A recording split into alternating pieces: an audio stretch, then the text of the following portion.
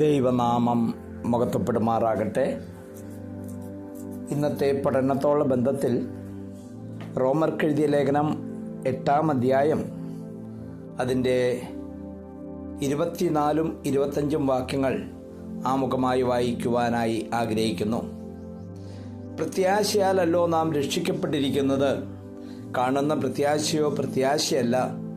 ഒരുത്തൻ കാണുന്നതിനായി ഇനി പ്രത്യാശിക്കുന്നത് എന്തിന്? 25-ാം വാക്യം, നാം കാണാത്തതിനായി പ്രത്യാശിക്കുന്നു എങ്കിലോ അതിനായി ക്ഷമയോടെ കാത്തിരിക്കുന്നു. കഴിഞ്ഞ 36 വർഷങ്ങളായി ഈ യേശു കർത്താവിനെ പിന്തുടരുവാൻ ഇതുവരെയും ദൈവം സഹായിച്ചു. ഈ 36 വർഷത്തിനുള്ളിൽ ഞാൻ അഭിമുഖീകരിച്ച പല ചോദ്യങ്ങളുണ്ട്. അതിൽ ഒരു ചോദ്യമാണ്, നിങ്ങൾ ഈ പറയുന്ന സ്വർഗവും നരകവും ഒക്കെ എവിടെയാണ്? എന്ത് വിശ്വാസമാണ് നിങ്ങളുടേത്? നിങ്ങളൊരു അന്ധവിശ്വാസിയാണ്. എന്തൊക്കെയോ ആരൊക്കെയോ നിങ്ങളെ പറഞ്ഞു പഠിപ്പിച്ചു. ബൈബിളിൽ ഇന്നതൊക്കെ എഴുതിയിരിക്കുന്നു പറഞ്ഞ് അത് 2000 വർഷം പഴക്കമുള്ള അല്ലെങ്കിൽ 3500ഓളം വർഷം പഴക്കമുള്ള ഒരു പുരാണ പുസ്തകമാണ്. ഇതൊക്കെ ഉണ്ടെങ്കിൽ ഒന്ന് കാണിച്ചു തരിക. സ്വർഗവും നരകവും ഉണ്ടെങ്കിൽ ഒന്ന് കാണിച്ചു തരിക. കർത്താവ് വരും, നിങ്ങളെ കൊണ്ടുപോകുമെന്നൊക്കെ പറയുന്നു. ഇതിനകത്ത് വല്ല അർത്ഥമുണ്ടോ?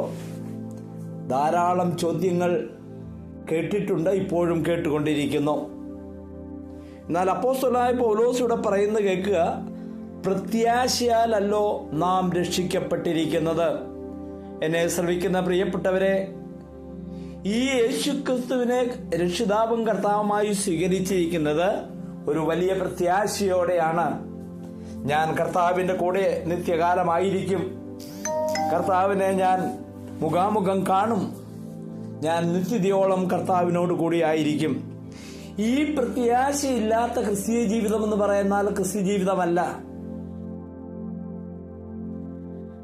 വേദപുസ്തകം വളരെ വ്യക്തമായി ഈ കാര്യങ്ങൾ നമ്മെ പഠിപ്പിക്കുന്നുണ്ട്. ഈ കാര്യങ്ങൾ മനസ്സിലാകാതെ ഞാനൊരു വിശ്വാസി എന്ന് പറഞ്ഞ് ജീവിച്ചിട്ട് യാതൊരു പ്രയോജനവുമില്ല. വിശ്വാസത്തിന്റെ പരിഭാഷ എബ്രായ ലേഖനം 1:11 നാം വായിക്കുന്നു, വിശ്വാസം എന്നതോ ആശിക്കുന്നതിന്റെ ഉറപ്പും. എന്താണ് വിശ്വാസം?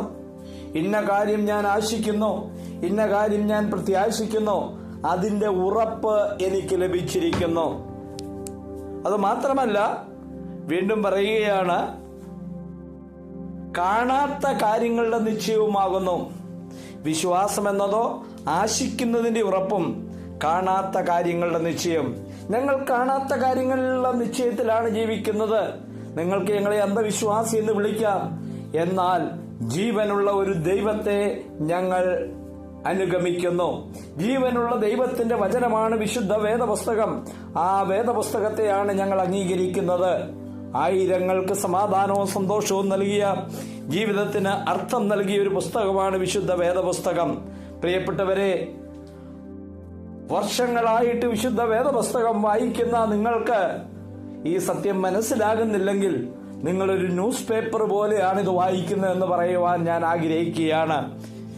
ഈ കർത്താവിലേക്ക് പൂർണ്ണമായിട്ട് നിങ്ങളുടെ ജീവിതത്തെ വിട്ടുകൊടുക്കുക. ഞാൻ 24 വയസ്സ് വരെയും വേദപുസ്തകം വായിക്കാറുണ്ടായിരുന്നു. ഒരു കാര്യം എനിക്ക് മനസ്സിലായിട്ടില്ല. ചില കാര്യങ്ങള് തലച്ചോറിൽ അറിവ് പോലെ വന്നു എന്ന് മാത്രം. എന്നാൽ ഞാന് ഈ സത്യങ്ങൾ മനസ്സിലാക്കിയപ്പോൾ, യേശുക്രിസ്തുവിനെ രക്ഷിതാവും കർത്താവുമായി സ്വീകരിച്ചപ്പോൾ, എന്റെ ജീവിതത്തെ കർത്താവിനായിട്ട് സമർപ്പിച്ചപ്പോൾ, വേദപുസ്തകത്തിന്റെ വായന എനിക്ക് മറ്റൊരു തലത്തിലേക്ക് എത്തുവാനിടയായി.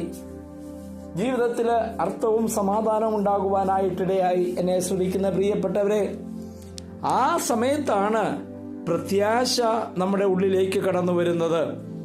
ഇവിടെ പറയുകയാണ്, നാം വായിച്ചൊരു ഭാഗം, അത് ഇങ്ങനെ നമ്മൾ വായിച്ചല്ലോ, ആശിക്കുന്നതിന്റെ ഉറപ്പും. നമ്മൾ എന്താണ് ആശിക്കുന്നത്? അതിന്റെ ഒരു ഉറപ്പ് വിശുദ്ധ വേദപുസ്തകം നമുക്ക് നൽകുന്നു. അപ്പോസ്തലനായ പൗലോസിന് വളരെ വ്യക്തമായിട്ട് അറിയാമായിരുന്നു, ഞാൻ എന്തിൻ്റെ പുറകെയാണ് പോകുന്നത്? പ്രത്യാശയാലല്ലോ നാം രക്ഷിക്കപ്പെട്ടിരിക്കുന്നത്. കാണുന്ന പ്രത്യാശയോ പ്രത്യാശയല്ല. ഒരുത്തൻ കാണുന്നതിനായി ഇനി പ്രത്യാശിക്കുന്ന എന്തിന്? എന്നിട്ട് 25-ാം വാക്യത്തിൽ പൗലോസ് പറയുന്നു, നാം കാണാത്തതിനായി പ്രത്യാശിക്കുന്നുവെങ്കിലോ അതിനായി ക്ഷമയോടെ കാത്തിരിക്കുന്നു. പ്രിയപ്പെട്ടവരെ, ഞങ്ങൾക്ക് യാതൊരു സംശയമില്ല, ആയിരങ്ങൾ 1-ാം നൂറ്റാണ്ട് മുതൽ ഈ ക്രിസ്തുവിനെ സ്വീകരിച്ചതിന് ശേഷം രക്തസാക്ഷികളായി ഈ ഭൂമിയിൽ നിന്ന് കടന്നുപോയി. അവരാരും പ്രത്യാശയില്ലാത്തവരായിട്ടല്ല പോയത്. ഇന്നും ക്രിസ്തീയ പീഡനം നടക്കുന്ന സിറിയ പോലെയുള്ള, പാകിസ്ഥാൻ പോലെയുള്ള, അഫ്ഗാനിസ്ഥാൻ പോലെയുള്ള സ്ഥലങ്ങളിൽ ക്രിസ്തുവിന് വേണ്ടി മരിക്കുവാൻ ജനം തയ്യാറാകുന്നു. അന്ധവിശ്വാസത്തിന് വേണ്ടിയല്ല, ഈ ക്രിസ്തുവിനു വേണ്ടി വലിയൊരു പ്രത്യാശയുണ്ട്. വിട്ടുപിരിഞ്ഞാൽ ക്രിസ്തുവിനോട് കൂടി. അപ്പോസ്തലനായ പൗലോസ് പറയുന്നു, എനിക്ക് ജീവിക്കുന്ന ക്രിസ്തുവും മരിക്കുന്ന ലാഭവുമാണ്.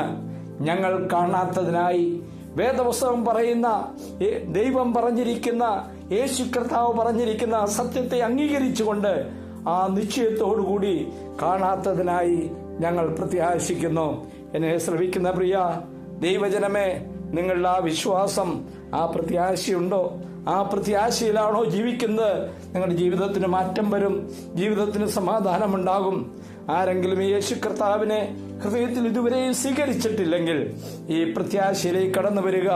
നിങ്ങളുടെ ജീവിതം ധന്യമായി തീരും. യേശു ക്രിസ്തുവിൽ മാത്രമേ നിങ്ങൾക്ക് സമാധാനവും സന്തോഷവും ലഭിക്കത്തുള്ളൂ. കേൾവിക്കാരായ എല്ലാവരെയും വലിയവനായ ദൈവം അനുഗ്രഹിക്കട്ടെ എന്ന് പ്രാർത്ഥിക്കുന്നു. സ്വർഗീയ പിതാവേ, തിരുനാമത്തിൽ നന്ദിയോടെ സ്തോത്രം. ഇങ്ങനെ നൽകിയ സാവകാശനായ സ്തോത്രം. ഇന്നത്തെ ദിവസത്തെ അനുഗ്രഹിക്കണം. കേൾവിക്കാരായ എല്ലാവരെയും അനുഗ്രഹിക്കണം. യേശു കർത്താവിന്റെ ധന്യനാമത്തിൽ തന്നെ. ആമേൻ.